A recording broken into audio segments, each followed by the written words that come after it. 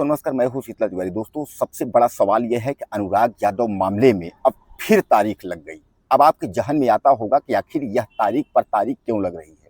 मैं आपको बता दूं कि 7 महीने से अब ज़्यादा के वक्त हो रहे हैं और अनुराग परिवार को केवल तारीख पर तारीख मिल रही है। जैसा कि आपने देखा कि 24 तारीख से 30 तारीख लगी थी और 30 मई को जो है बुलडोजर चलने की प्रक्रिया पूरी होनी थी। यानी 30 मई को सुनवाई होनी थी कि 30 मई को बुलडोजर जो है वह चलेगा और बुलडोजर चलेगा और वह बेदखली की कार्रवाई होगी और हत्यारा लालता यादव का जो परिवार है वह गिड़गिड़ाएगा। लेकिन कुल मिलाकर के आप यह ने देखा कि यह तहसीलदार जो है इसकी रवैया अगर हम लेकर के अगर बात करें तो तहसीलदार की रवैया ठीक नहीं है। यानी कहने का मतलब यह है कि तहसीलदार जो है वह तारीख पर तारीख दे रहा है। आखिर कौन है वह जो इन हत्यारों की मदद कर रहा है। अगर हम वकीलों की बात करें तो वकील जो है सीधे सीधे आरोप लगा रहे हैं कि बीजेपी का ही एक मंत्री है जो कि लालता यादव के पक्ष में है और अंदर से जो है उसका हाथ है, इसीलिए जो है अनुराग यादव के परिवार को न्याय नहीं मिल पा रहा है। यानी 7 महीने से ज़्यादा का वक्त और बुलडोजर का न चलना, तारीख पर तारीख लगना, यानी कई सवाल खड़े कर रहे हैं। अब अगर हम उस नेता या मंत्री का नाम लें तो सीधे सीधे नाम आता है गिरीश चंद्र यादव। जैसा कि यह आरोप जो है वकील यानी सत्यवीर समेत तमाम वकील ऐसा आरोप लगा रहे हैं कि जो है कि मंत्री जी का सीधा आरोप है और मंत्री जी के दबाव में जो है तहसीलदार या स्थानीय प्रशासन जो है वह कार्य नहीं कर पा रहा है। यानी तहसीलदार और स्थानीय प्रशासन जो है वह दबाव में है और वह तारीख पर तारीख दे रहा है। आपको याद होगा कि इसके पहले भी फर्जी मार्कशीट के मामले में दरोगा राजेश यादव भी आरोपी था। उसके खिलाफ भी जो है कंप्लेन दर्ज किया जा चुका था मेरठ में। लेकिन आपको याद होगा कि उस मेरठ में अभी तक क्या हुआ। यानी फर्जी मार्कशीट में नौकरी करने के आरोप में अगर राजेश यादव आरोपी है और उसके खिलाफ अगर कंप्लेन दर्ज है और अगर जांच में अगर एसपी की टीम या जिले की प्रशासन पुलिस टीम अगर तैयार है और जांच हो रही है तो अभी तक उसमें क्या हुआ। यानी कुल मिलाकर के आप यह मान के चलिए न तो अनुराग यादव के हत्यारों को सजा मिल पा रही है और न तो जो है बेदखली की कार्यवाही हो रही है और इधर जो है अनुराग यादव के जो पिता हैं वह गिड़गिड़ा रहे हैं। वह चारों तरफ जो है गुहार लगा रहे हैं न्याय के लिए कि हमें न्याय दे दो, हमारे बेटे के लिए न्याय दे दो। आपको याद होगा कि पिछले साल जो है दिवाली के वक्त में किस तरीके से जो है गला काट करके अनुराग यादव की हत्या कर दी गई थी। हालांकि पहले इन लोगों ने पिस्टल चलाने की कोशिश की, लेकिन पिस्टल जब इनका नहीं चला तो तलवार से जो है रमेश यादव, लालता यादव समेत कई लोग जो है 4 से 6 लोग मिल करके और अनुराग यादव की हत्या कर दिए थे। हत्या करने के बाद जो है तत्काल स्थानीय जो प्रशासन था वह मुस्तैद हो गया था, यानी एक्टिव हो गया था और नायब तहसीलदार, तहसीलदार, एसडीएम, डीएम जितने भी प्रशासनिक अधिकारी थे सब मौके पर पहुंचे थे और मौके पर पहुंचने के बाद उन्होंने यह कहा था कि तत्काल जो है इसका मकान गिरा दिया जाएगा।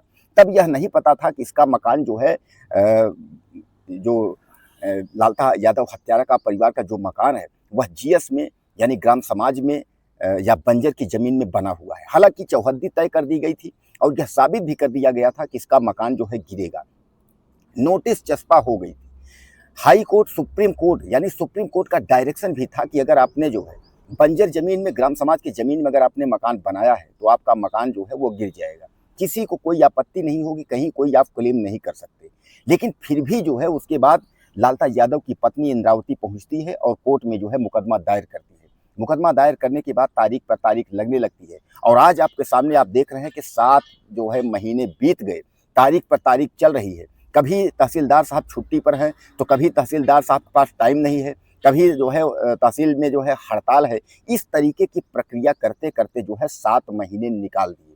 अब कुल मिलाकर के तहसीलदार और स्थानीय प्रशासन जो है वह ठंडे बस्ते में डालने की पूरी कोशिश कर रहे हैं कि अनुराग यादव मामले को जो है ठंडे बस्ते में डाल दिया जाए, यानी अनुराग यादव मामले को दबा दिया जाए।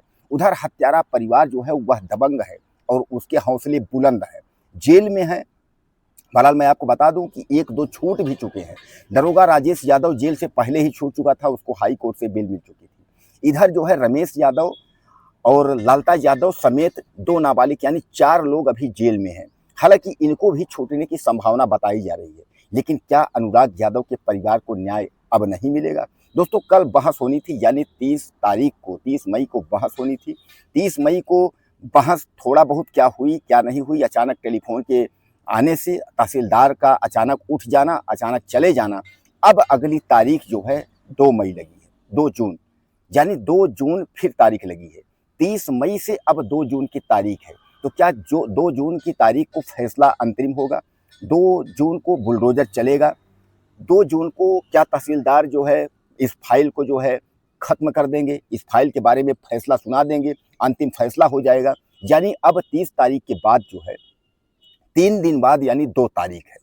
अब 2 तारीख को क्या होगा? अनुराग यादव परिवार बेसब्री से इंतजार कर रहा है और अनुराग यादव के चाहने वाले देश विदेश में जो भी बैठे हैं वह भी बेसब्री से इंतजार कर रहे हैं कि आखिर अब 2 तारीख को क्या होगा। तो 30 मई को मैंने आपको बता दिया कि 30 मई को जो है कुछ भी नहीं हुआ, कोई फैसला नहीं हुई, कोई फाइल पुटअप नहीं हुई। अब 30 मई से फिर अगली तारीख जो है 2 जून का है। अब 2 जून का जो है आपको इंतजार करना पड़ेगा।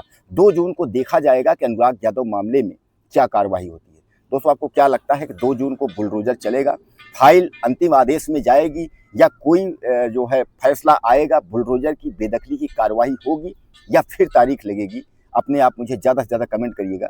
चैनल को सब्सक्राइब करें। अगली वीडियो में फिर मिलते हैं। नमस्कार।